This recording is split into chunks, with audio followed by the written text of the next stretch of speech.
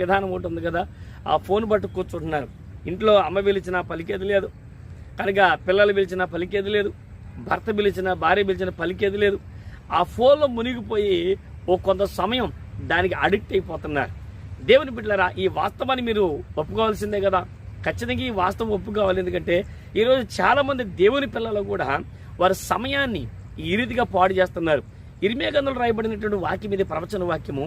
వీధుల్లో, సంత వీధుల్లో పసిబిడ్డలు లేకుండా, రాజమార్గాలు యవనస్తులు లేకుండా మరణము కిటికీల గుండా వస్తుంది అని రాస్తుంది.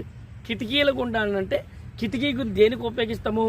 లోపట ఉండి బయట దాన్ని చూడడానికి కిటికీని ఉపయోగిస్తాం. ఇప్పుడు మన ఇంటిలో ఉండి ఎక్కడో జరుగుతున్న దానిని మనం దేనిలో చూస్తున్నాం?